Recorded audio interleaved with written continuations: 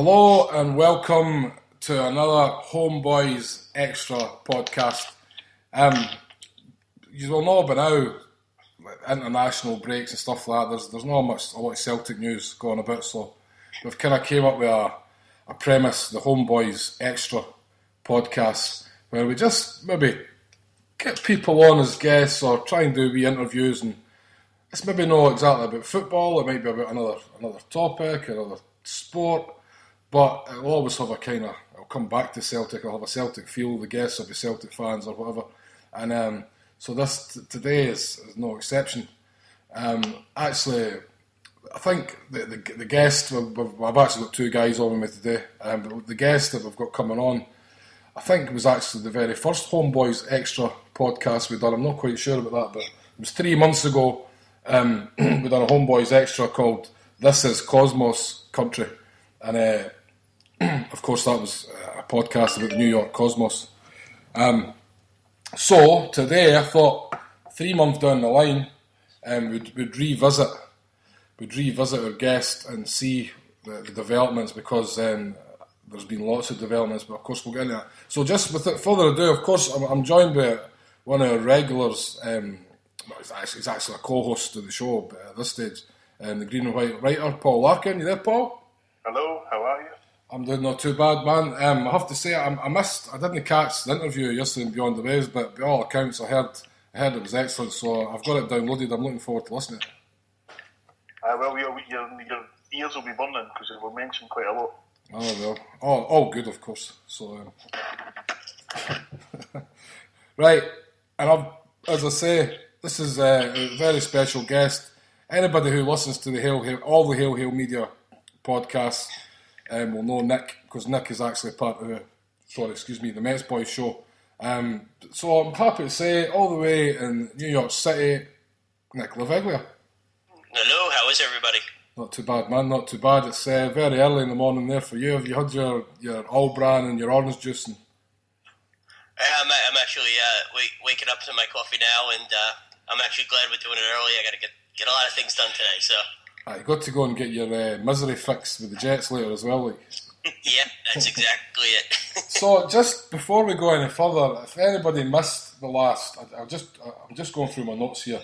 If anybody missed the last show we did about the New York Cosmos, and they want to check up, if they want to check back and listen to that, you might even want to stop this podcast, go back and listen to the one we done 3 months ago, and then come back and listen to this. I don't know, but you'll get it on Spreaker, and it's if you actually go down to on our show page on Spreaker, which you know is Spreaker.com, Hail Media, and page 10, the 4th of July, you'll see the podcast there, HomeBhoys Extra, This Is Cosmos Country, and I suppose it was just myself and Nicky, and we really looked at the pretty much the entire history of the New York Cosmos, for the conception to their demise, and we looked at the supporters groups and the MLS in general, and where we've seen things going in the future.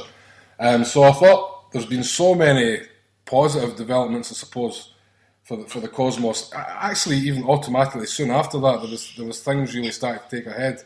We were just probably a wee bit unlucky. We were just ahead of time a wee bit, I suppose. So I thought it'd be a great opportunity, international break, as I said, and get Nick back on and get these updates, let everybody know what's happening, and happy to say Paul wanted to join in as well and get the crack. So Nick, just briefly, just give a wee kind of brief history of the Cosmos, as in like a real back of a matchbox type thing, a bubblegum card if you like. Just brief history, start, finish, and Borough Boys and whatever. The Cosmos were a club founded in the early 70s, based on Long Island at first, and the United States never really had a dedicated, true top-flight football league. It was always these various leagues. So they were in a league called the North American Soccer League, and they started up. There weren't many, there was really no names to them, but one of the owners that came in was the owner of Warner. So they had some money behind them. They were playing a few years in Long Island. They didn't have any players, and then one year their owners went out and decided they wanted to spend a lot of money at the time, but it was like $1 million to get a player named Pele, and they did. and Pele came over, and at the time they were playing in Randall's Island over in Queens. I think it's technically Manhattan. So they started playing there, and through the mid to late 70s and early 80s, the Cosmos really just were one of the hottest items in New York City. Like, they were the buzz. They moved out to New Jersey to where the old Giant Stadium, which no longer stands, but it's where the football teams, American football teams, played. And they were drawing 60,000, 70,000 people per game. And they were signing players like Pele, Beckenbauer, Carlos Alberto. They had an American goalkeeper, Shep Messing. Giorgio Chinaglia was an Italian player, was scoring goals for them left and right. And amazingly, like in the late 70s, you had a Yankees team that was doing well. New York Yankees are the toast of New York, but the Cosmos were on the front page, and the Cosmos were walking into the hottest nightclubs and getting VIP treatment, and this has never happened for any football club in the United States, and they really just were the hottest item, and they took the league and they won like four championships. And you just couldn't stop them. I mean, every time you turn around, they were winning. And just eventually what happened was the league, the North American Soccer League, started expanding very quickly and putting teams in smaller markets. And there's a lot of theories on what happened. Some people think the Cosmos ruined the league because they were spending so much money and the other teams couldn't keep up. And some people think the North American Soccer League expanded too quickly and the talent started getting too disperse, and the league eventually folded. I think outside of the Cosmos, nobody else was really drawing. The only time another team drew is when the Cosmos came to play them, and the league just started going into the red and losing money. And the Cosmos, once the North American Soccer League folded, the Cosmos tried to keep the magic, and they played indoor football over here, which was big for like a year or two, and then they eventually just closed up shop, and that was in the mid '80s. And the United States went without a top-flight football league until about the mid-'90s. So, if I can just bring Paul in as well then, just before we get too much further, because we'll catch up with the story to where we were at the end of the podcast. But I suppose, Paul, I'd just like to get your kind of... What was your... I mean, you're the exact same age as me, just weeks or days, whatever.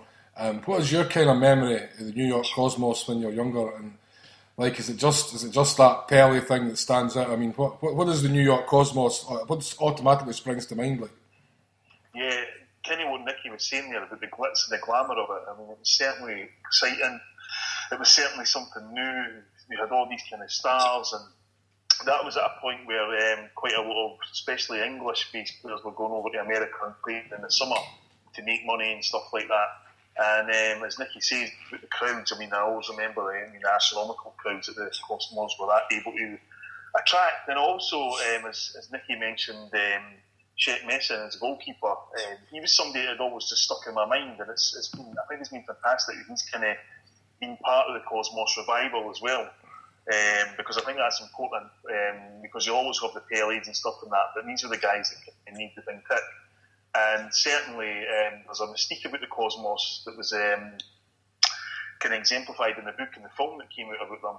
And certainly if you were to talk to most American people, especially in New York, about soccer, as they would call it, most really wouldn't really know what you were talking about. But you mentioned the Cosmos and everybody's got a story, and I think that's kind of testament to the vibe that they put out in New York at the time.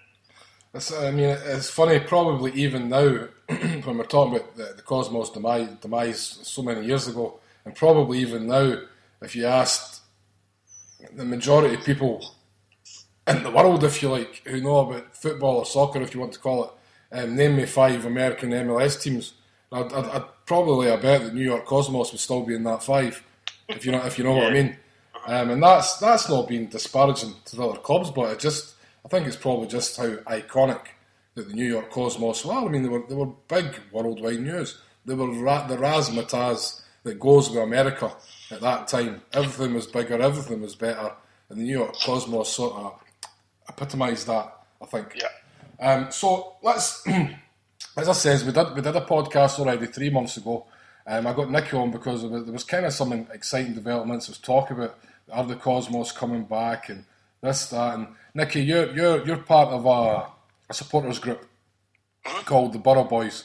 So maybe if you just want to give us a wee brief history, because I know we covered all this before, but just to anybody who's listening, never listened to other podcasts, just a kind of brief summary of the Borough Boys, and I suppose as well how someone your age gets involved in a New York Cosmos supporters group, given the fact that they've been so long out of business.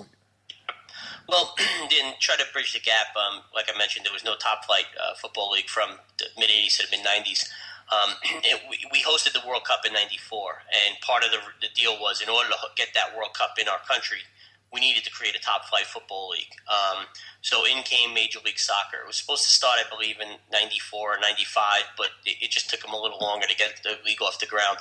And the league came in. They put like 10 teams in the league, and they put a team in New York, but they based them out in Jersey, in Giant Stadium. One of the biggest mistakes, they put all these teams in NFL, National Football League stadiums, which, not successful. But the league always mentioned from day one, like, look, there's going to be a team in Jersey, but our goal eventually, we're going to expand, and our goal is to have 2 teams in the New York market. It's the biggest market in the country. We need to win that market. And for anybody who knows New York, Jersey, and then you go over 2 rivers, there's Brooklyn, Queens, and Long Island, and those 2 areas could be considered 2 separate markets. I mean, there's 13 million people in the whole area, I think. But those 2 areas could be 2 separate markets because of the challenges to get to, from Queens, Long Island to Jersey, and Jersey to Queens, Long Island. So there's always been this talk of a second team in Major League Soccer in the area. So in about 2007, somebody very dear to our heart, Harper, Fred Wilpon, who owns the New York Mets baseball club. Mm-hmm. Good friend of Frankie's. Right, Frankie's best friend. There was rumors that he wanted to purchase a Major League Soccer club and build a stadium for them right in the parking lot of his baseball stadium. So, a bunch of us, we like to call ourselves soccer geeks. We were talking online on a forum, and a couple of us are like, we've been hearing about this second team in New York City for a long time. It's really looking like maybe they're finally starting to get this going, and maybe the fans could help out because, in this country, there was a fan base in Philadelphia that helped will the city help them win the support and get the club in that city. Like maybe we could just try to spin off and do something ourselves. So we created a supporters club that didn't have a team called the Borough Boys. And our goal was to help bring top flight football to New York City, no matter what it took. Nicky, can I just come in there? This when you said that there, it actually sounds crazy. Like it must be so unique in the world. A supporters group started when there is no club to actually support. It is pretty unique to the world, but actually in the United States, there's a couple of them. Right. Every city that's rumored to be in the running for a top flight football team, passionate fans who just want to see local soccer get around and create these things. Yeah, I understand you. Yep.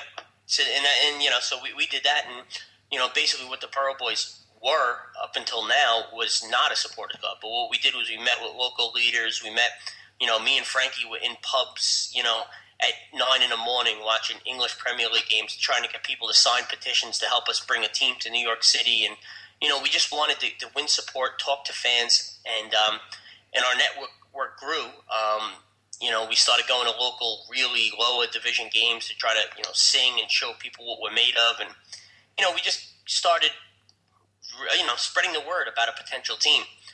We had meetings with the owner of the Mets, Fred Wilpon, had meetings with Major League Soccer itself, had meetings with Queens and Brooklyn and City Hall about where we could put a soccer stadium, and we were going to help the city find investors. But that was like 2008 to 2009. Now, this was all before the Cosmos came into the picture. Mm-hmm. Somewhere about 2010, Paul Kemsley, who was the chair of Tottenham, purchased the brand, the New York Cosmos. Now, the biggest news about this was that Pepe Pintone, who was the old GM of the Cosmos, he held on to the brand, and he was very protective of it. That was his baby. And the big news was that he actually found someone he trusted enough to sell it to. So the Cosmos were bought over. This, consortium came in. Paul Kemsley, Terry Byrne, who is David Beckham's best friend. They came in and they started preaching that they were going to bring a team to New York City. They were going to bring them to MLS, and they reached out to us through mutual connections, and they said, "Look, we're going to do this. You guys have built a foundation as supporters in the city. You guys are from New York. We want to work with you. And they kind of just told us straight out, like, look, this is going to happen with or without you, but we want you involved. And, our main guys sat around, talked about it. And in the very beginning, I was of the thing, like, I'd like to see a team with its own new identity. Because a lot of people always mention, they should bring the Cosmos back. And I was just like, maybe a new identity would be nice. But the more I worked with the Cosmos ownership, and saw the interest globally in the brand, and it's amazing to me how many people still, like, yourselves, and I get emails from people in Asia and Australia and Italy, like, I remember the Cosmos, they have to come back. It just proved to me that the league and this country needs to see the Cosmos back on the field. And that's eventually how we became a supporters club for the New York Cosmos, just working with them. And, we're going to work with them till they get to the goal. And that goal is to be a New York City team in a stadium in the city. It's funny when you talk about when you were only kind of, back then you were sort of just getting your eyes opened to the fact how big a brand the Cosmos still were worldwide. And I think Paul could attest to this as well, that even at the minute, everywhere seems to be New York Cosmos gear. Yeah. Everywhere. I mean, it's quite easy now for me to go out in Drogheda. There's at least 4 shops selling New York Cosmos polo shirts, T-shirts, jackets. It's everywhere. I know it's in Scotland as well. TK Maxx are picking this stuff up right now. I've got a funny feeling this is because they could be ditching Umbro, because all this stuff is Umbro branded, right? And the retailers 2 years ago, the retailers that were carrying this stuff were like designer menswear stores, right? Now it's like TK Maxx, and I think you have an American version. It's a very similar name. I can't remember the name of the store. What's the one in America, Paul? It might be TJ Maxx. That's the exact same, right? And what they do is pick up last season's stock and sell it really cheap. And that's the kind of stores that are selling the Cosmos gear here at the minute, right? Correct. So, I mean, Paul, you would testify to that as well. I mean, the Cosmos, it just seems to be everywhere at the minute. Yeah, it is. I mean, it's every sports shop you can go into, it's there. And it's selling well. You see people wearing it. You see a lot of people wearing it at Celtic games, obviously, for the colours and stuff. But also, I wanted to pick up on what Nicky said there about when he said him and Frankie were going into the pubs and that. One of the things that I certainly noticed in my time in New York when I was around this kind of stuff was that people like Nicky and Frankie and the Cosmos front office were definitely interested in picking up fans who already had a team, but were the guys who would get up at 6, 7, 8 o'clock in the morning to go and watch their team, and then would want to come to the Cosmos Stadium and watch them. And was that something that you've talked with, Nicky, in terms of getting guys who are already dedicated football fans? Yeah, exactly. I mean, and that's the one thing about the Cosmos. They always got that. They were the ones in the pub, like you mentioned. They would walk into a pub and buy everybody a drink, and just sit down and talk to them and watch a game with them. And and that was look. No one's in this country. The big thing: people who are anti-football in this country say nobody likes soccer. That's what they say. And you know what? It's not true, because if you walk into like any pub on a Saturday morning and there's a big EPL game on, it's filled. Where I live in Brooklyn, there's this one bar on Bedford Avenue, and 15 years ago, I think it was called the Turkey's Nest.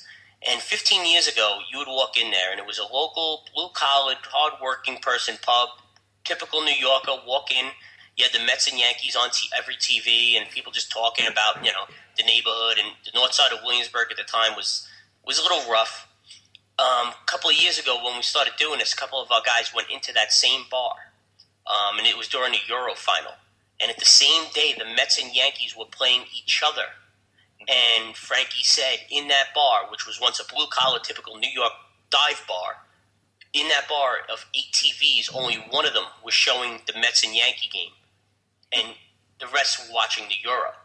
And, it's the game is huge here, but on the European level. And there's a lot of people who were born and raised in America that will watch the European game, but refuse to watch the American game. And don't get me wrong, I understand the quality is a lot less, but our outlook is like, look, this is your local side. You sit there singing, I'm United till I die.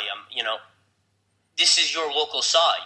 This could be your chance to go out to a stadium and feel a connection to a club. And the Cosmos always seemed to got that. They would go to the pubs and find the people who were watching the games in the pub, because these are the people, that you're going to have the best chance to get out to a stadium singing and cheering for your team. Nick, sorry, Paul. Sorry. No, I was just going to say I've seen that in action itself at the East River Bar in Brooklyn with some Poly guys. And as Nick says, the guys from the Cosmos come out, they would donate prizes for raffles and stuff like that, they would buy folk beers. And I'm sure you can relate to this, Harper, as a Celtic supporter, that's not something that we're used to. No. You know what I mean? I wouldn't imagine Peter Lawwell coming down the Gallagate and buying us a few pints, you know what I mean? No, but then there was that one time with Kenny Dalglish, Vida Risa. Oh, aye. And you look what happened there, he got pillared for it. Like. So, Nicky, actually, there's one wee thing I'd just like to pick you up on there, right? I think a lot of American fans need to open up their eyes to this, and this should seem strange that I should be saying this to American fans, but in my opinion, for my limited knowledge, I suppose, but I think the MLS is sold very short when you're talking about the quality, because when I look at some of the games and I watch some of these games in the EPL and stuff like that, all right, take out maybe the top 6 teams in England. The MLS teams are on a par with teams in the bottom half of the Premiership, in my opinion. That's a big argument. It's like, where does the MLS stand against the rest of the world? And it's kind of hard. I mean, every summer they bring over the Real Madrids, and you're going to get thumped by that team. But like you said, what if they brought over a Reading, or Wigan? Mm-hmm. What would happen? And when they really both played to their maximum potential, where would the MLS stand? There are a lot of people who feel it's more on par with the Championship in England. But there are those who feel that MLS could make a running with the bottom half of the EPL teams. And look, MLS is far from the top league in the world, but it's gotten much more competitive over the years. I mean, it used to be. I mean, when that league first came out, I don't know if I mentioned it on the last podcast, but they tried to Americanize the game, and there were 15-minute commercial breaks.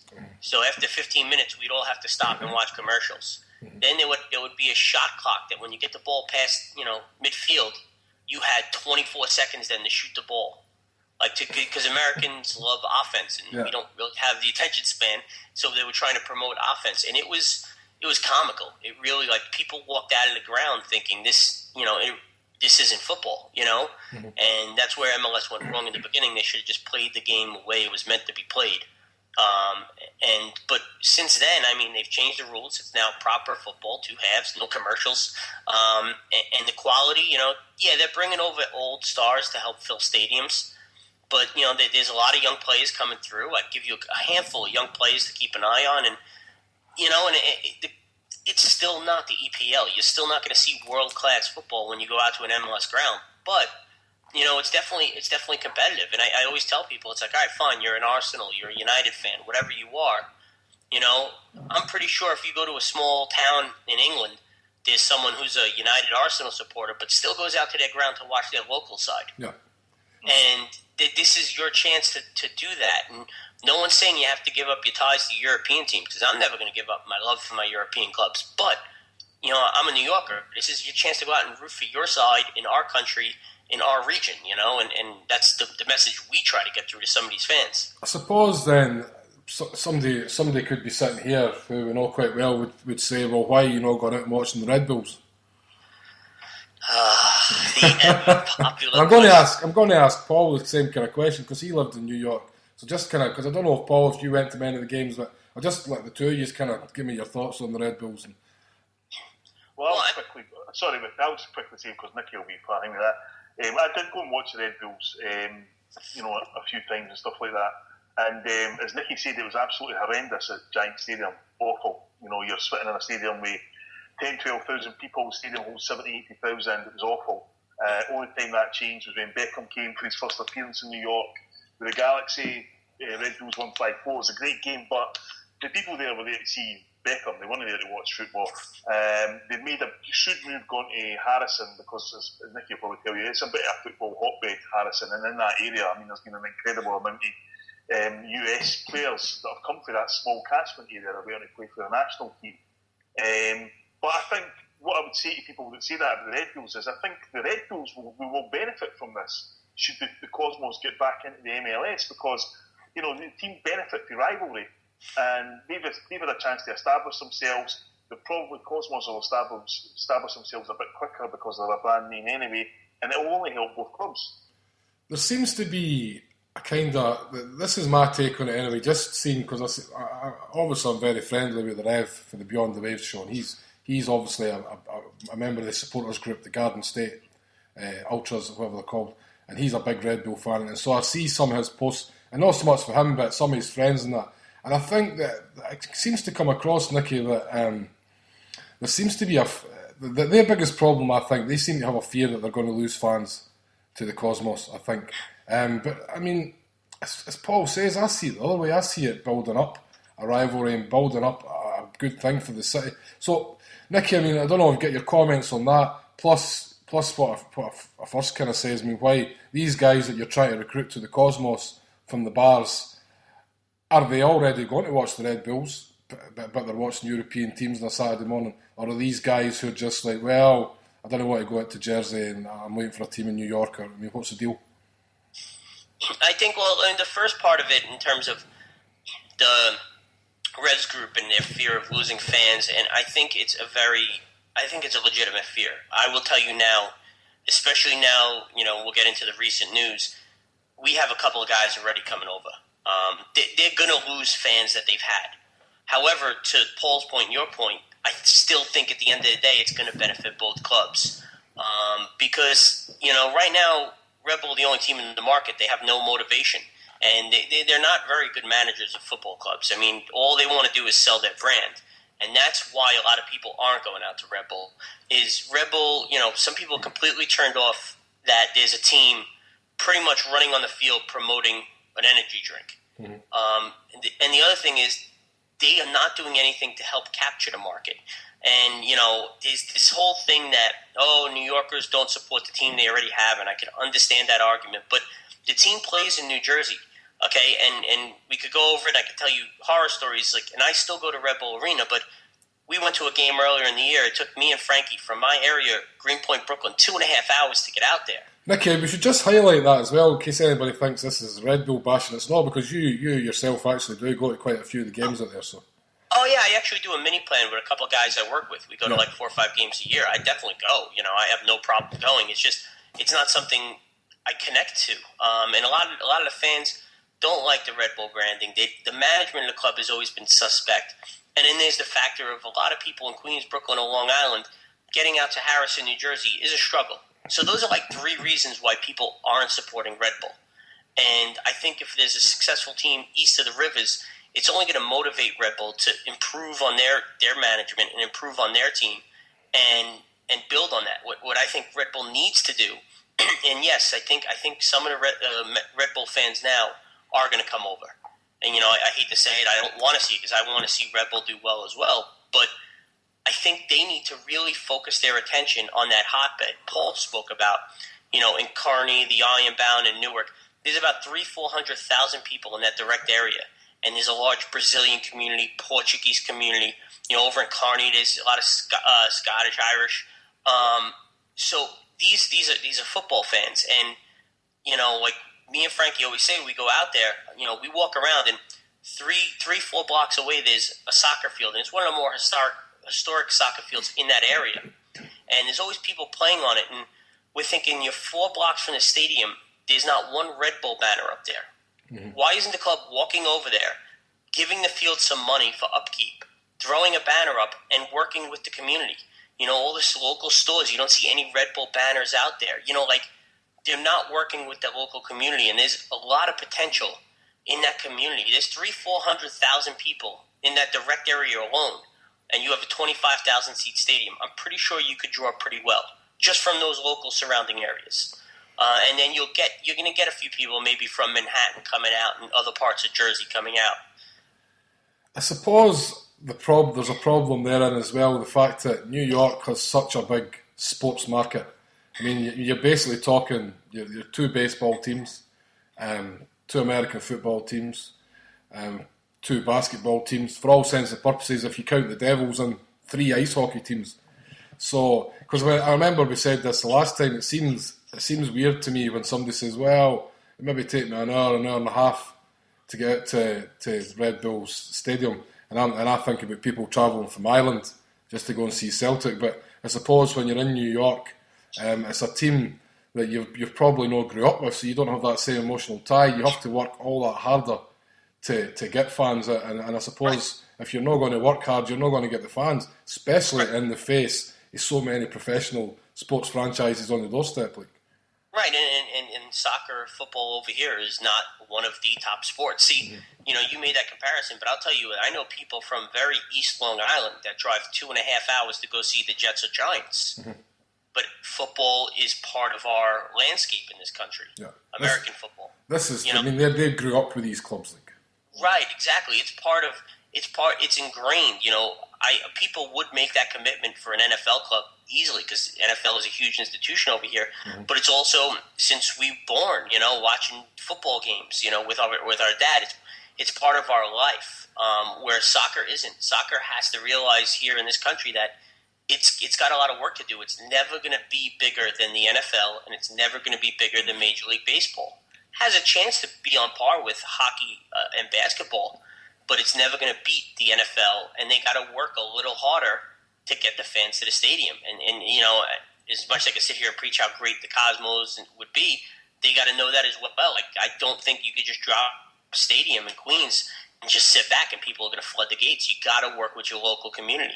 But I do think, I honestly do believe, obviously you know better than me, and probably even Paul will as well, having lived in New York, but the Cosmos have the advantage that they're probably already a New York icon.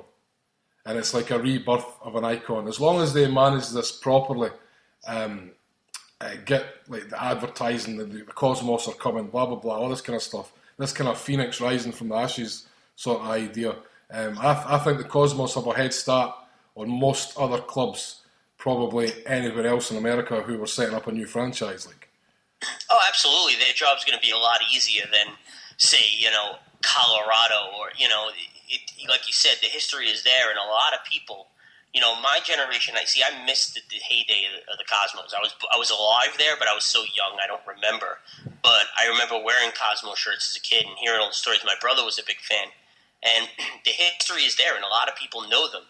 I mean, I've talked to some local leaders, and they don't like soccer, but, they know the Cosmos and what they brought, and like you said, it's a little easier for them because they have the history and the brand, but at the same time, you can't just expect that to be, to sell. You got to get people out. You got to make tickets affordable. You got to work with the community. You got to build the connection. People might come out to the stadium, but will they be passionate about it too? That's another challenge. Paul, is there anything you want to come in on there? Just jump in whenever you want, man. No, I think the point Nicky made there about where the Red Bull New Yorker base is really, it's a really quaint one because the pitch that Nicky's talking about, I've walked past it a million times myself, and there's always guys playing there, and they're always Brazilian, Mexican guys like that. It's an area it's on the same street, albeit about a mile away from one of the biggest Celtic clubs in America. You've also got people like John Harkes and Jose Altidore, Claudio Reyna, Brad Friedel and that. They're off of that area, and you could be tapping into that. It's literally a mile on Kearney Avenue to be like, this could be our hotbed. But as Nicky says, there is a definite disconnect between where that stadium is, which, by the way, is also right on the PATH train as well, and that area. It's like two different parts. And when I've been to Red Bull games there, I've always headed to Kearney, but I've never came across any Red Bull fans there or any Red Bull paraphernalia or anything like that. And that's probably the grounding that the Red Bulls I thought they were going to utilise by going to Harrison and building a stadium, because it's a nice stadium, it's a good compact ground and stuff.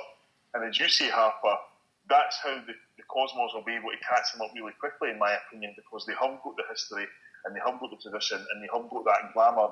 You can get right in it again to the ground level and be part of something that can just grow and grow. And the thing as well, when New York City, the melting pot of New York City, they always say, right, the Big Apple, they've got every ethnic group in the world in that city, right? And I mean, Nicky, I think you were telling me that, I think it was a game at City Field, it was Ecuador, we're playing something, and it sold it in like a matter of hours. So there's a massive South American soccer fan base in that city, just ready to be tapped into. And not even in that city, along the 7 train. That Roosevelt Avenue, they call the 7 train the International Express, and if you've ridden it from Grand Central Station, You go through, in Queens, you'll go through Long Island City, which, is not really, it's a young, hipster type crowd. But you'll go through Sunnyside and Woodside, which are Irish areas. And then you'll just go along the Latino cultures, like every other block, there's Ecuadorians, Colombians, the Mexicans, all along the 7 train. And the best thing about that game, I heard a story from the assemblyman who's pitching the soccer stadium. He's Ecuadorian, so he was there for the game. He did the coin toss. It was a big thing for him. I was supposed to be at that match, and it was raining so bad that night that like the BQE, the Brooklyn Expressway over here, was so backed up that I looked at it. Would have took me an hour and a half just to get onto the highway. So I had to eat the money I spent on the tickets. There was no way I would have made it, and it was pouring. And the assemblyman was sitting in the owner's box, and who walks in but Fred Wilpon, the owner of the Mets, and they were shocked that even despite the rain, there was still 40,000, 45,000 people in that building singing and watching the game. Mm-hmm. The passion is there. And that was just for a friendly match, we should add.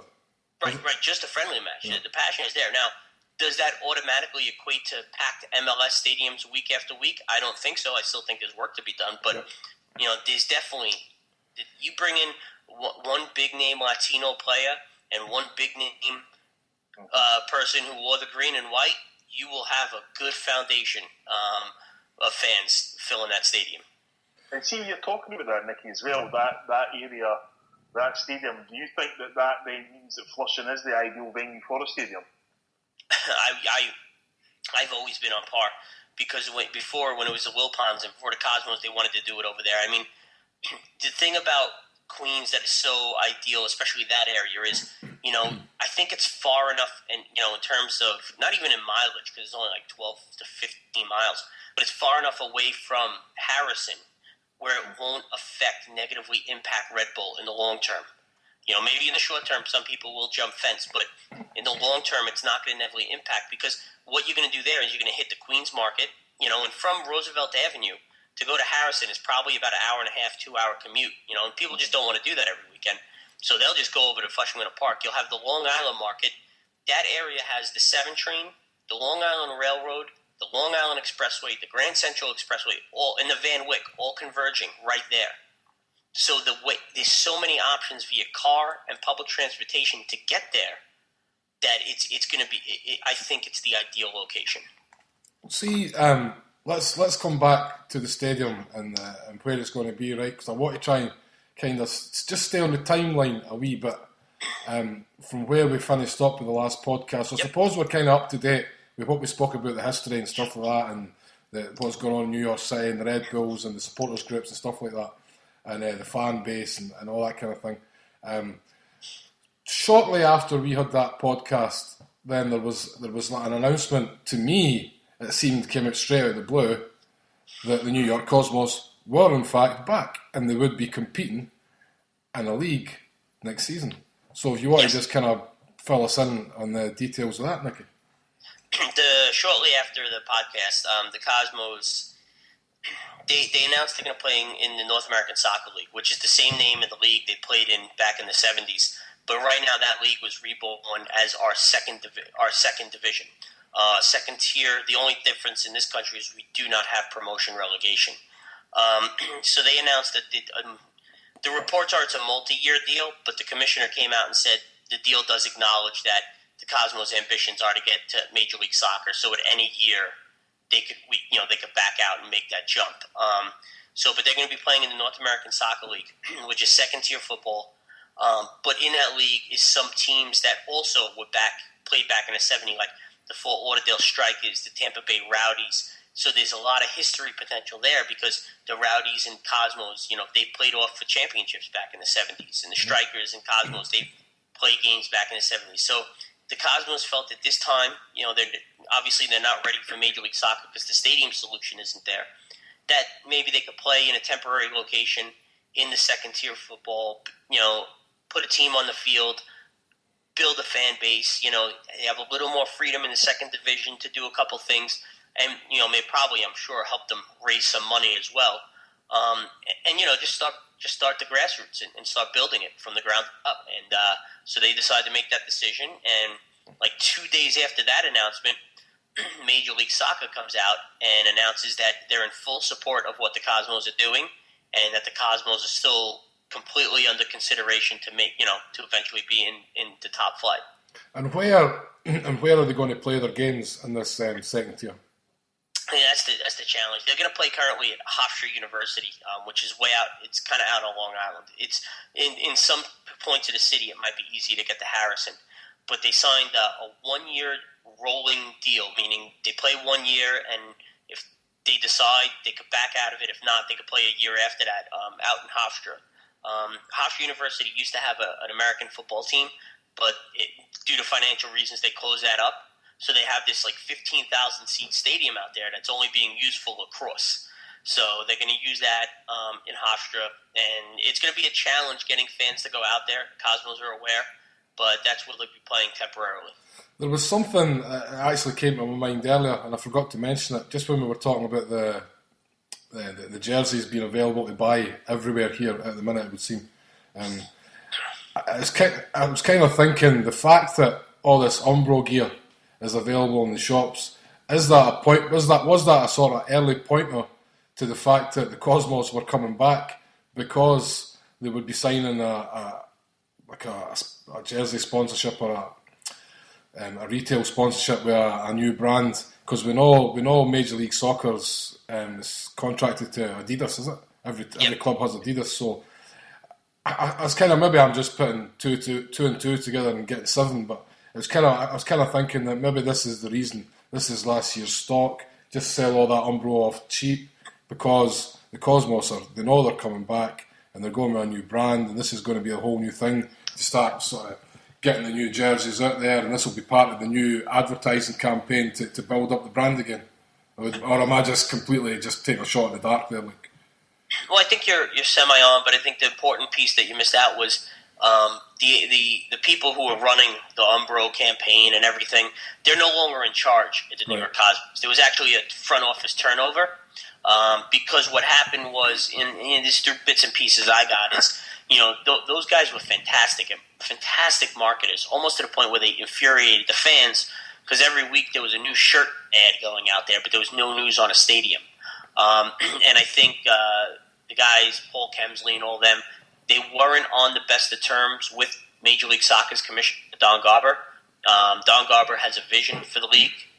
They were trying to completely come in and change it, and the negotiations weren't going well, to the point where someone once told me there was a meeting and Don Garber sat the Cosmos down and like, enough of this, I need to speak to the money men, because the Cosmos, they have people in the front office here, but they're funded by a group over in Saudi Arabia who apparently have exponential bank accounts. Mm-hmm. So Garber eventually spoke to them, and this is from someone who once worked in the front office. He said, after that meeting, I walked out of there knowing there were going to be changes. So Garber spoke to the financial side of it, and 3 months later, they cleaned house, the Cosmos. They fired everybody, let everybody go. The Cosmos had a deal with a local group called Gachi, which is a youth academy here. They had a deal with them. They had a deal with Umbro. But a lot of these business decisions didn't make sense. See, they opened up an academy here and on the West Coast in L.A. Now, for brand purposes, that's great. But if you're aspiring to be a Major League Soccer team, there's strict rules on where you could hold your academy.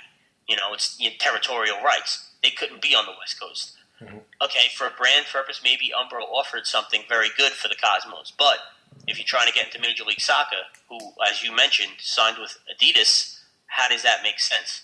Mm-hmm. So they cleaned all house. New guys came in, and they started restructuring deals, pulling out of, they came to agreement to break the deal with Gachi because apparently while they were in agreement with this academy, the Cosmos, the deal was set up where Cosmos didn't really have rights to the players, from what I understand.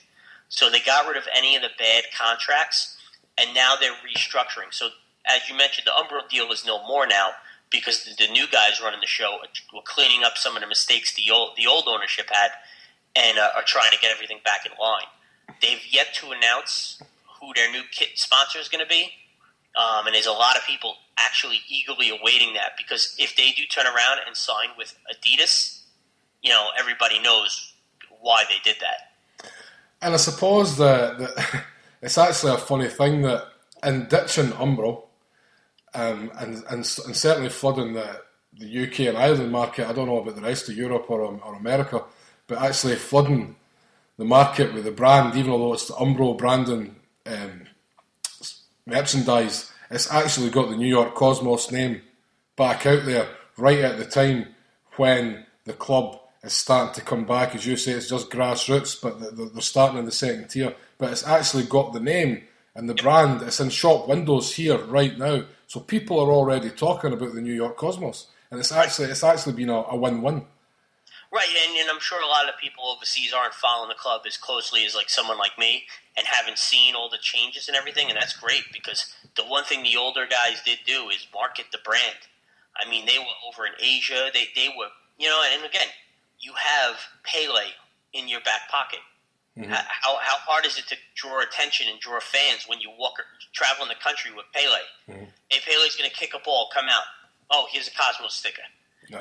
So they definitely have the brand, and the old guys knew that, and they really did a great job of marketing it. They might have lost their focus and got away from the key things and didn't fall well with Major League Soccer, but they did a great job getting the brand out there. And what that did do is for the new ownership and the new guys reading is, the commissioner of Major League Soccer he never wanted the New York Cosmos. He didn't want them back. But in the past year, he said, the new owners, I do like them. He likes the new guys now. And he sees the impact the brand could have to the point where he made a mistake in public turning around one day and telling the press that one of their major sponsors, he didn't mention who it was, could have been a TV sponsor, could have been Adidas, turned to him and said, because they were discussing a new deal, turned to him and said, but when are the Cosmos coming? Mm-hmm. So Garber sees the impact that of the Cosmos brand, and he's also kind of feeling it from major sponsors. So right now he's out there saying there's no guarantee that it's going to be the New York Cosmos, and there's a lot of rumors that it won't be the New York Cosmos, but there's a lot of pressure from a lot of people about the Cosmos, their history, their brand. And one thing I keep pointing out to people that people are ignoring, Major League Soccer currently has a TV deal with NBC and ESPN over here. All their TV deals, all of them, every single one of them, expire at the end of next season, 2013. Mm-hmm. They need new TV deals, and unfortunately, they don't draw fans to watch on TV. No one watches MLS on TV. They're going to need some kind of leverage to go to these TV deals and give them ambition to re-up and get a new contract. And a global brand could do that. And see, when you think as well, I mean, for the likes of Adidas, I mean, it's got to be a dream come true for a company like that because, with the greatest respect to all the other teams in the MLS, the New York Cosmos come back, they will still sell shirts in every sports shop in the UK because the fact of the matter is, and non-New Yorkers and all non-New Yorkers think people in New York are too big-headed and blah, blah, blah. But people in Scotland and Ireland especially, they love New York. They just love New York. There's just something about the place. It captures the imagination of people. And that's why I think it's a no-brainer. I mean, Paul, I suppose we'll go back to the announcement. I don't really follow a lot of media outlets or stuff like that. And it seemed to me when the news broke that the Cosmos were back, but albeit for a second tier. But then the rumours were that it'd be MLS in a couple of seasons and that. It seemed to me like it was actually big news because though I was already sort of following the Twitter feeds that would have been carrying this kind of news, but. I don't know, was there, I mean, speaking for your own point of view in Scotland, was it on Sky Sports News? I mean, was it big news, or am I just thinking that because I was already following the sort of New York news feeds and MLS news feeds and stuff like that? No, I was definitely carried on things like Sky Sports News, and as Nick says, when you've got people like Pele and Carlos Alberto, being able to turn up at stuff and all that, that's always going to be news. But also, I think Nicky's been quite humble here in respect and saying, well, Pele done this, Pele done that. The work that Nicky and Frankie and all the Borough Boys have put in has been the one staple of this. Front offices have changed, Cantona's there, all this kind of thing. But at the end of the day, It's the guys at the grassroots level that will keep this going and have kept this going. And, Nicky's been very polite, I think, in saying about the Borough Boys. The Borough Boys have faced a lot of crap as well, basically, for, other soccer fans, shall we say, and stuff like that. But here's Nicky and Frankie as well, still here, and it's that grassroots support that I think will make the Cosmos thing a success. And I also think that's why you can still read these Twitter feeds and stuff like that and see news, because it's because of people like Nicky and Frankie and all the rest of the Borough Boys.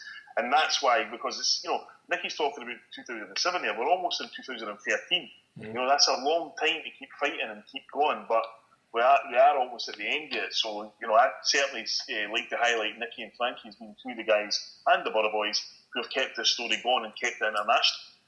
And Nicky, what was like the general feeling in your supporters group when the news kind of broke?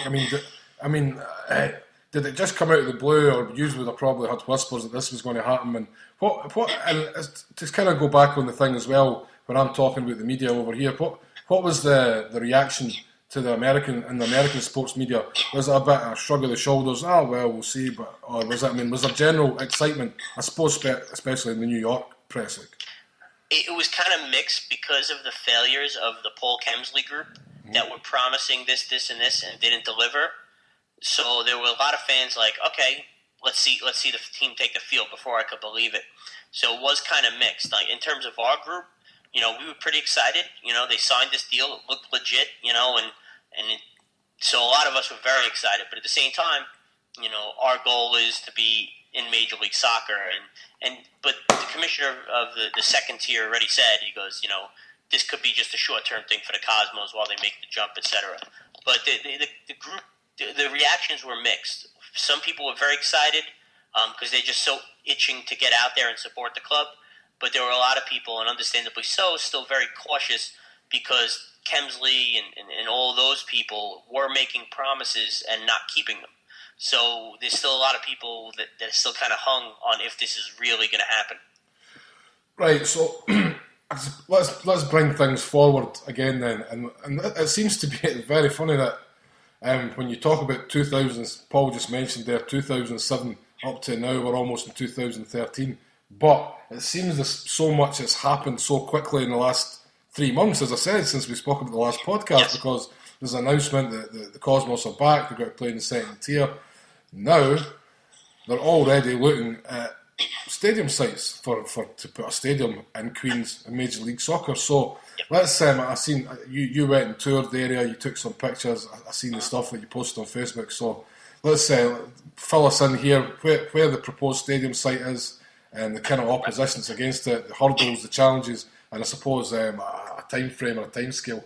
Because another thing I was wondering, is there a possibility that they could ground share, for example, to get them in the league quicker while the stadium was still getting fixed or anything like that? And could they ground share with the Mets or the Yankees or anything like that? I don't know. So just what's the whole stadium situation? Well, the first thing I think everybody needs to understand is there's kind of two groups going in the same direction. In one corner, you have the Cosmos, who right now their focus is to get a coach. They're going to announce a coach and get ready to play in the second division next year. Then there's Major League Soccer. Major League Soccer, ever since Paul Kemsley's failure, they were waiting for somebody to build a stadium. Now, all of a sudden, since the Kemsley failure, Major League Soccer has taken the head and actually hired a guy to come in and do nothing but help that league build a stadium.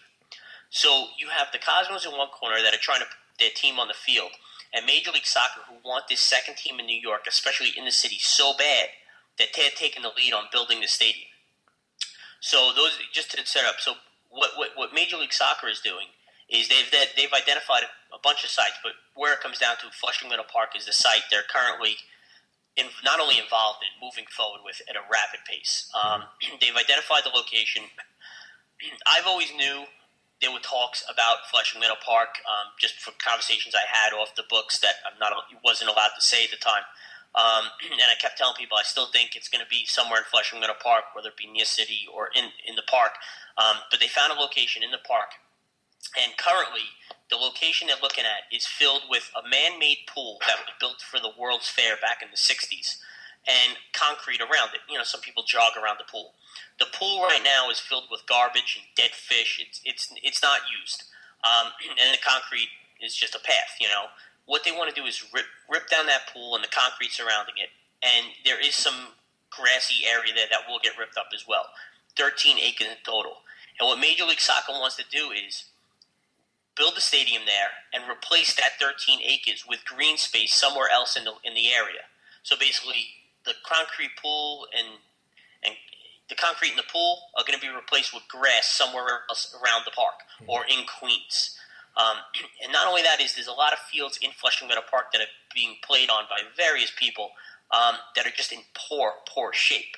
Major League Soccer has promised to redo those fields, and not only that, upkeep them so that the local community has proper, good fields to use. And they want to replace those soccer fields as well. And they've even told Flushing Meadow Park, we'll pay some maintenance on some of the buildings you have in the park. Some of the administrative office, or where they keep all the tools to maintain the park.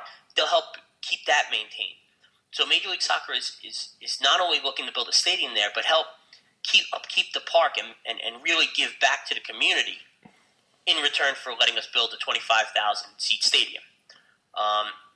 So that's what Major League Soccer has been doing, and right after. Nicky, can I just stop you there though? There's one question I have that, and I'll end up forgetting. Yeah. So Major League Soccer will actually they're looking to build a stadium. They will own that stadium, so they'll be looking to just sublet that, is it? Well, that's the thing. No one really knows for sure. However, there was a report the other day on the website where the Major League Soccer said that the quote-unquote club is going to pay for the stadium. Now, and this is where I'm going to have to tell some people to listen to this. I recently had a conversation with a local leader as much as yesterday, and I had my something Cosmos on, shock, and they were like, you must be excited about the stadium. And I'm like, yeah, I hope it gets pushed through, and we were talking about that for a while. And she knew I had the Cosmos jacket on, but we weren't discussing who the potential team could be. That local leader turns to me, they go, and the Cosmos have a lot of money with their backing in Saudi Arabia, and, it's definitely something that's going to help. Mm-hmm. And she kind of, opened her book up there and pretty much said, like, yeah, Cosmos are funding this. So no one knows for sure how it's being done, because the league has always been very secret about its plans. But the rumors around Queens is that Major League Soccer is acting as the face for the true investors. And there's been rumors, I don't know if you ever read that website, Deadspin. Deadspin has a source that informed them that, in fact, Major League Soccer right now is just doing the FaceTime, and the real investment is coming from the Middle East. So there's a lot of rumors that right now all Major League Soccer is doing is helping find a location, promote it, getting the local leaders' ears, and then paying it with it from that club's ownership.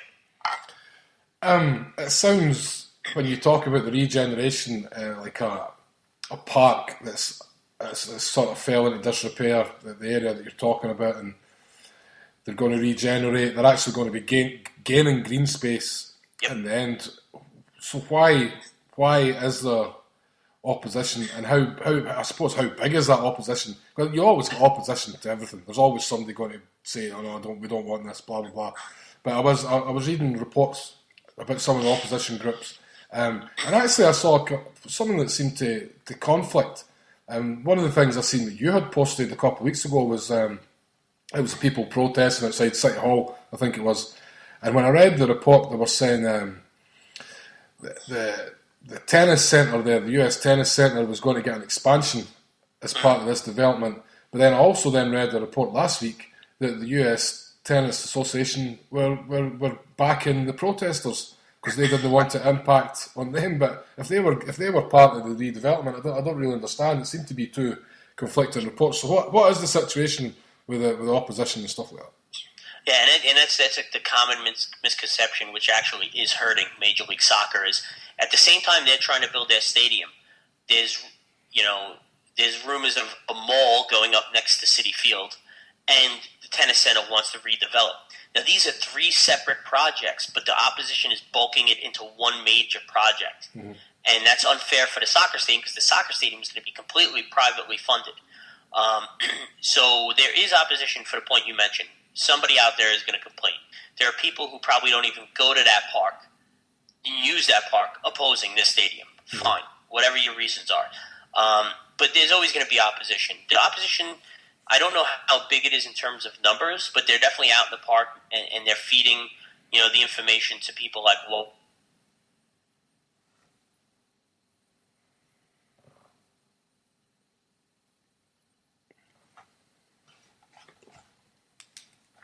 but Nicky, sorry, if I could just take you, we lost the Skype there. We were just at the part where you said the opposition were out in the park and they were feeding local people, and then it just went dead for like 20 seconds. Yeah, no, they're feeding the local people the information on why they're opposed to the stadium, and I'm sure they're telling them that 13 acres of green space is going to be lost, and they're failing to mention that it's all privately funded. They're going to get new fields out of it. There are some people who are probably opposed to it because they might have control over those fields and might lose the control. So that comes into play for some people to oppose it. But there's always going to be opposition, especially when it comes to building a sports stadium in New York City. The tennis center is very interesting because they have a plan to expand one of their stadiums and build 2 new parking lots. And now they're going against the soccer stadium, which many of the local leaders are in support of. I don't think there's one key local leader that doesn't like the idea. There might be some opposed to it, but they just want to be promised that the park space will be replaced. Is this the tennis centre playing a bit of poker? That's exactly what I think it is. I think the tennis center is doing this because they have muscle. The tennis center has muscle, and a local leader told me the biggest influx of money that comes into Queens is the 2 weeks of the U.S. Open. So we want the U.S. Open to stick around, but I think what they're doing is they might be going up to the city saying, hey, we don't like your plan. However, if we could get our deal done, we'll support your plan. Yeah, that's exactly what I think's happening. That's the first thing that sprung to mind. Paul, is there anything you want to come in on there? No, I mean, I know exactly the area he's talking about. I used to stay up in Forest Hills, just, I used to hit balls into that disused pool and stuff like that, golf balls and stuff. And it's a great location. It would be a fantastic location for the Cosmos. You've got highways either side there, you've got, LaGuardia's right there, you've obviously got sporting facilities there that are already there. And I really do think that would be the ideal location based on the things that Nicky said, particularly about the people in Queens and the support that the cause is. Because, throughout the summer, you'll see football tournaments and all that there, and there's a real hotbed of football. And in fact, I'd suggest that area would be, New York's Harrison, if you like, in terms of the potential support there. And I think it would be fantastic, and I think it would be just an all-round, great sporting experience with the City Field, then the After Ash, and then the Cosmos Stadium. It would be a fantastic place for people to go and visit. Nicky,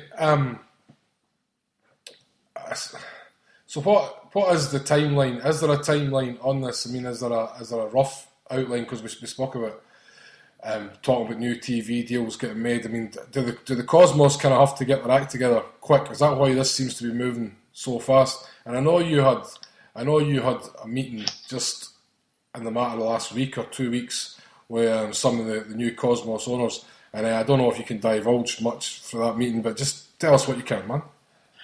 Yeah, the meeting with the new Cosmos owner, the new guy, he was really nice. I walked in, and I will be happy to say, he goes, "Oh, you're a Celtic supporter." I'm like, "Yeah." He goes, "Good on you," So that won me over a little bit. And Could you just tell that because you're so good looking?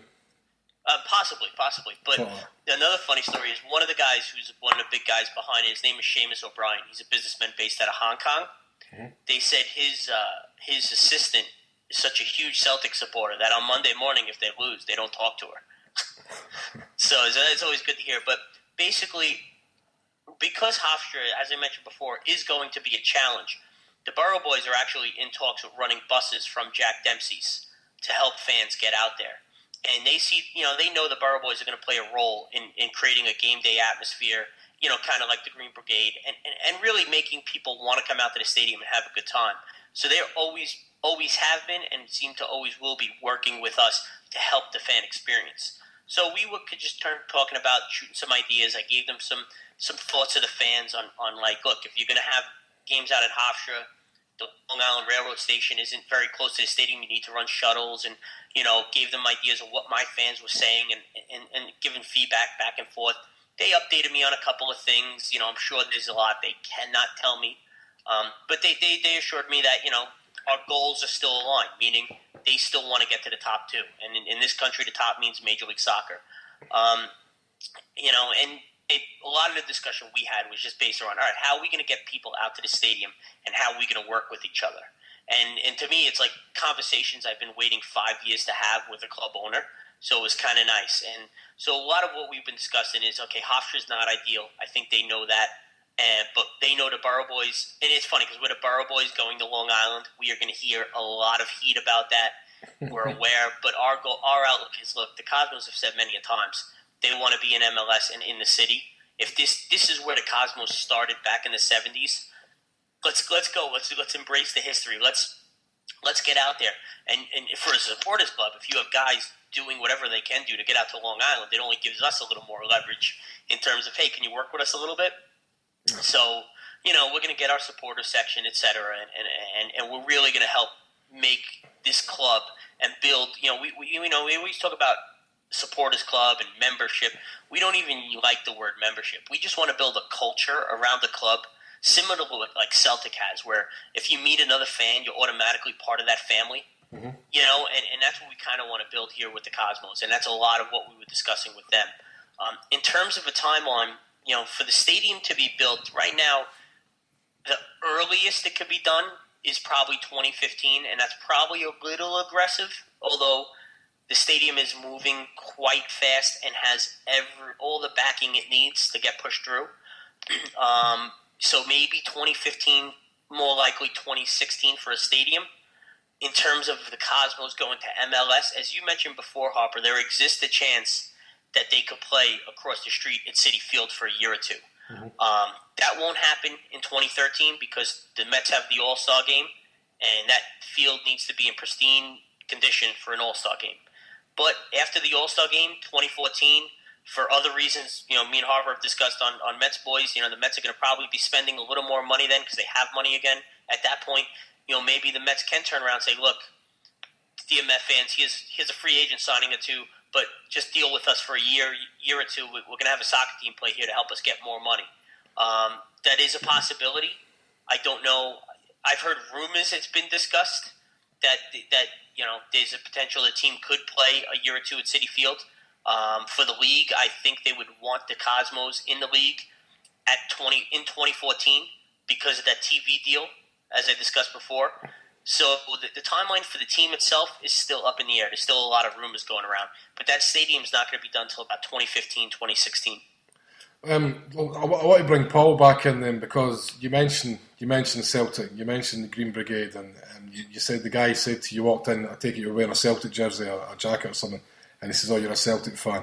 So when we look at the game, Celtic just played there in Philadelphia against Real Madrid, and Neil Lennon certainly hinted after that game that Celtic would be returning to America again next year.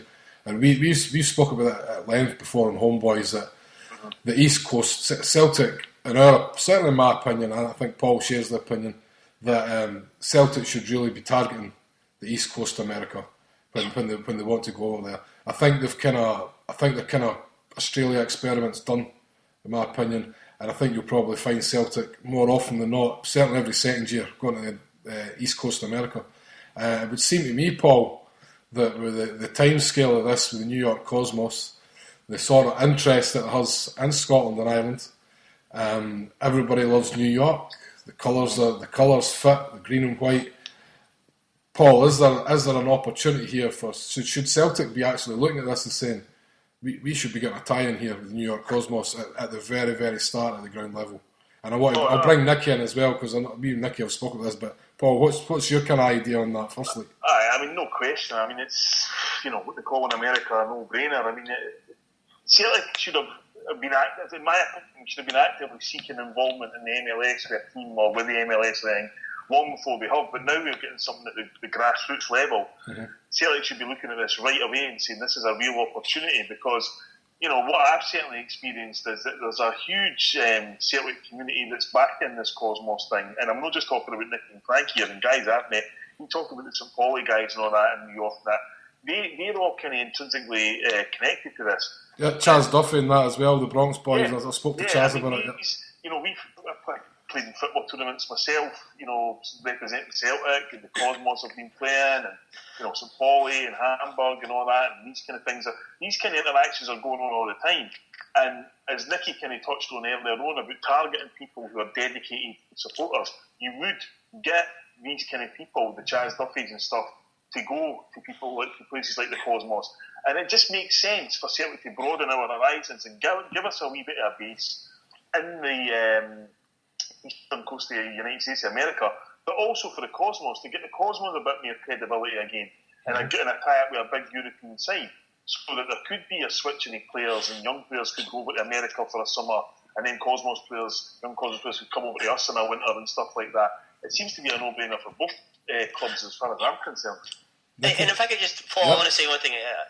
The St. Pauli guys in New York, what a fantastic group. I love those guys. Oh, yeah. I just want to say one thing. You know, St. Pauli, the East River Pirates, is a spin-off group of the Borough Boys, right?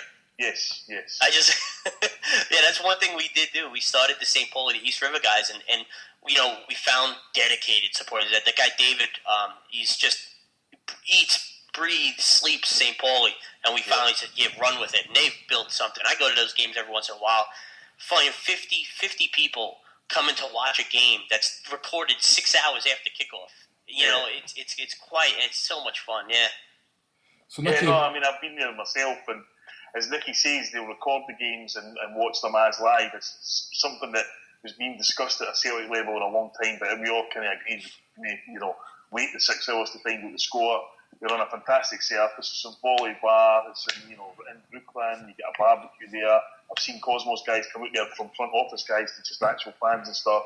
Frankie's very involved. And these are the kind of supporters, the real supporters, that the Cosmos will definitely be wanting to be a part of their thing. No doubt about that. Nicky, what's your thoughts on that kind of Celtic tie-in? I mean, obviously we're all Celtic fans, and you're a Celtic fan, Cosmos fan. We're desperate for something like that to happen. But is it realistic, or is it just pie in the sky? Is it just wishful thinking? I mean, what is your thoughts on that? And has there been any sort of kind of discussions among your group or the club or anything like that? Well, I'll tell you straight out. I mean, I've told the group, I've told the club. Look, I mean, I'm not going to get wrong. If they could sign a deal with like a Barcelona or a Manchester United, that's completely different. But that's not going to be as easy, But a club like Celtic, which is a major European club, I think it's very realistic. And I've told them, and this is why I think it might be even better than signing with Manchester United, is like you mentioned, the people over there seem to love New York. I mean, on Celtic Minded, every week, every other day, there's another thread. Going to New York, need a place to stay. Any ideas? And is the love affair with New York from the Celtic supporters. And over here, I think there's a lot of Manchester United, Barcelona supporters, but no other club has 5 different supporters clubs. Only Celtic. They got Manhattan, they got the Parla, they got the Bronx, they got Woodside, and then they got Jersey. There's a lot of Celtic supporters in this city. And not even that, there's a lot of people of Irish descent here. There's a large Irish community here up in the Bronx and over in Queens that maybe their club is Man United or Liverpool, but in the back of that, you always talk to them, and they say, oh, yeah, I'm a Celtic supporter. Mm-hmm. And there's just a lot of fans out there that maybe Celtic is their number one club, like Chaz Duffy's, and are out in the pub every week, singing and, they're supporting the club. But there's a lot of people who just follow the club and still love the club for whatever other reasons from, whether it be the Irish descent, the connection, maybe they're Scottish, whatever it is. There's still a lot of fans out there. And, if you could sign a deal with a European team, you want to make sure that you're signing a deal with a European team that has roots in your own city. Mm-hmm. And, we took 5 buses down from the New York area to Philadelphia. That's a strong growth. I mean, of active supporters club, I imagine, of the 5 clubs, whatever it is, say it's 1,000 active members amongst the 5 clubs. That's a nice foundation. Yep. And there's probably a lot of Celtic supporters that don't go, maybe watch the games online or follow the games and, from wherever they want to follow it, that if they hear, oh, Celtic's involved with this club out here, that might make me interested. Oh, green and white? Oh, great. There's a lot of possibility for that connection to really work and grow up. And, I've made the suggestion to the front office, but unfortunately, that's up for them to do what they got to do. If they see it as a good business opportunity, that's on them. So hopefully maybe they do look into it. But the suggestion's been made, and I really think it would be a great connection for the various reasons we talked about. So hopefully Peter Lawwell's listening, or somebody who has the ear of Peter Lawwell listening to this, and listen, get in contact with the Cosmos guys. Let's make this happen. Green and white New York, green and white Glasgow. Can you imagine, the first Cosmos game against Celtic, man? Just if you like printing money for the Cosmos. I mean, not just the Celtic supporters in New York that we love to see Celtic actually play in New York City, but just like, the guys who are Philly and all that, everybody would be drawn to it. Mm-hmm. And, it would be a great showcase for both the clubs. Mm-hmm. And also, when you think about Celtic having a big North American convention, right? It's currently it's in Vegas every 2 years, but there's nothing to stop that then becoming a thing in New York. Certainly every 2 years, then like vice versa. And it's a thing that I certainly, in my opinion, of course I'm totally biased, but I can see it as something that Celtic could really catch on to, especially when it's an area that they're already currently trying to expand in. It just seems to be a win-win for every single person involved. Maybe the fact that Nike, their Adidas, I don't know, maybe that would create a bit of a problem. I don't know. But as you say, the love from Celtic fans for New York City is, I mean, when I talk about the podcast we done 3 months ago, when I say it was one of the most popular podcasts, I'm not kidding you on. Numbers-wise, we kind of get the same numbers. It gradually increases all the time as the weeks go on, right, as we sort of expand our audience. But numbers-wise, it was probably the same as what I expected.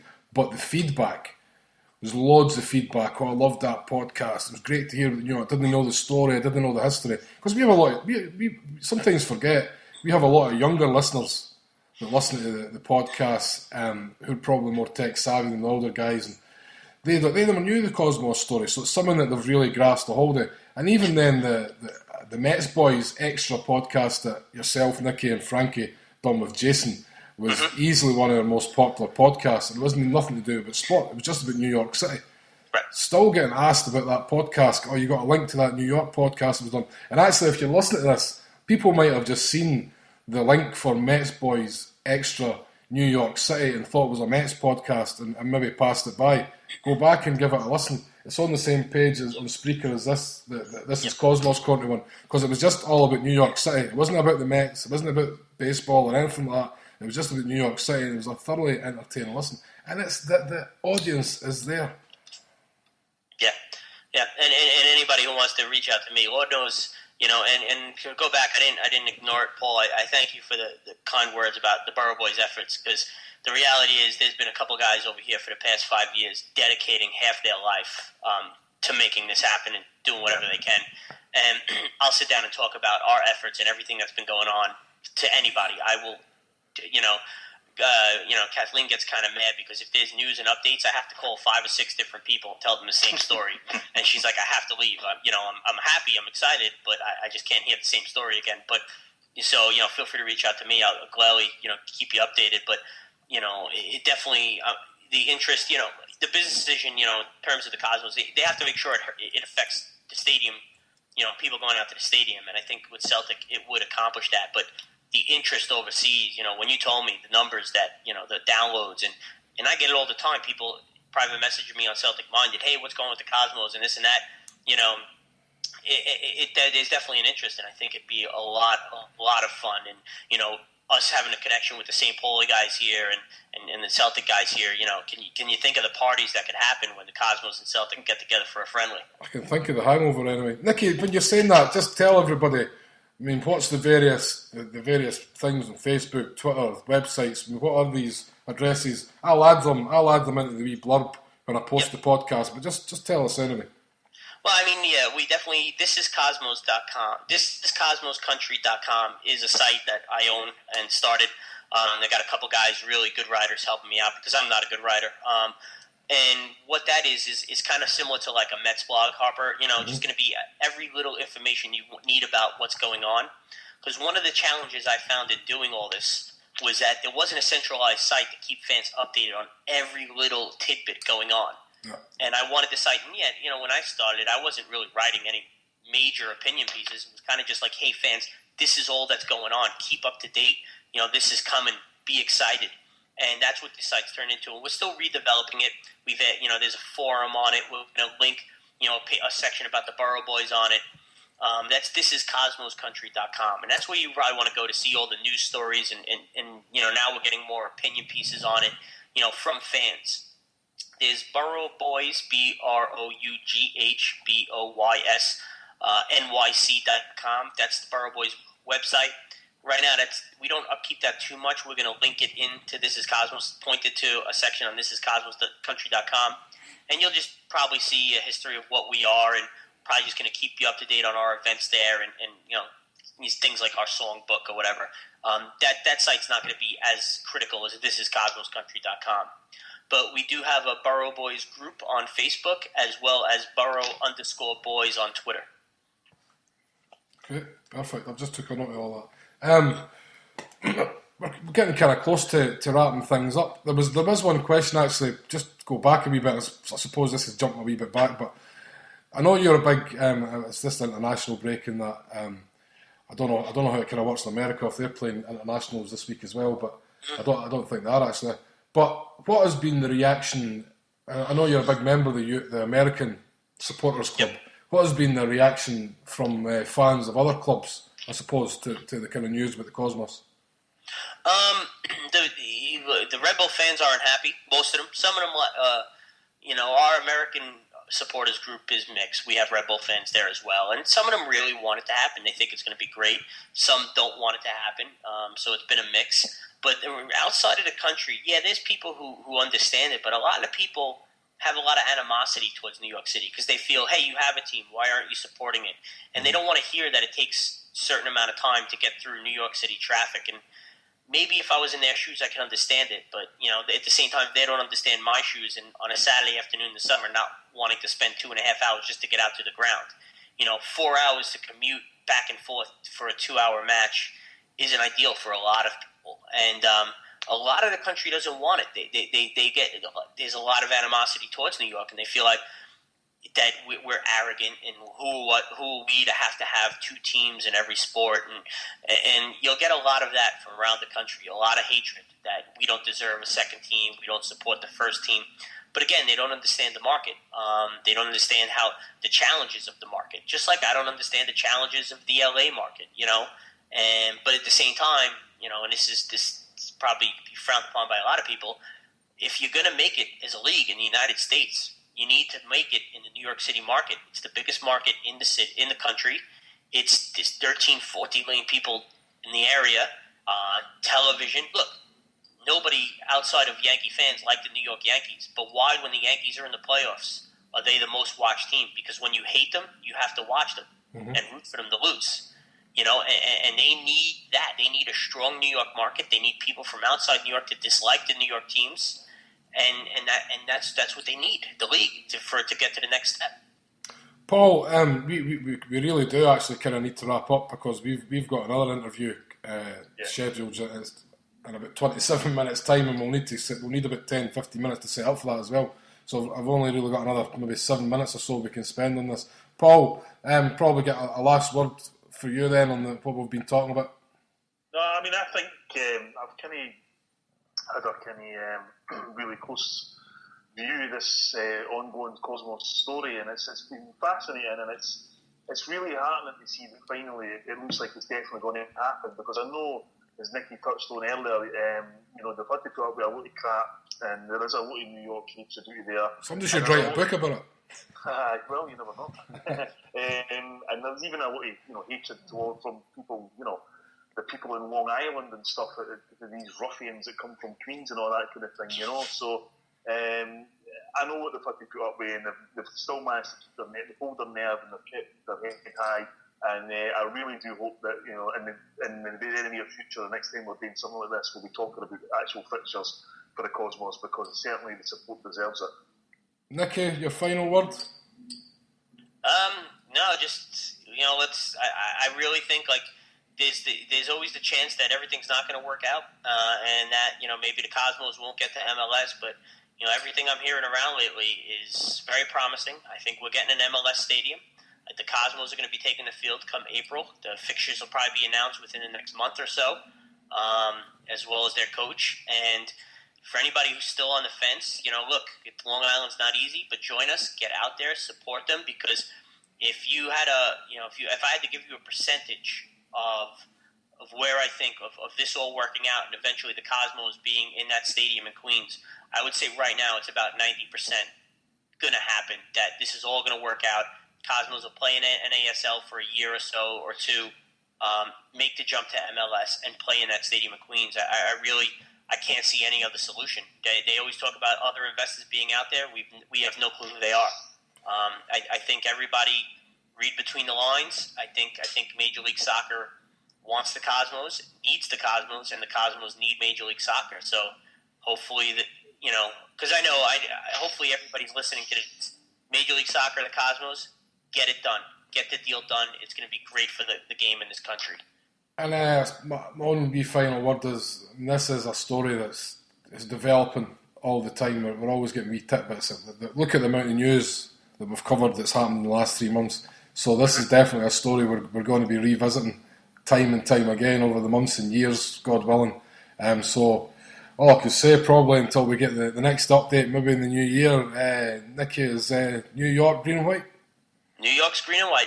Cheers, man. Pleasure as always. Cheers, Paul. Thank you.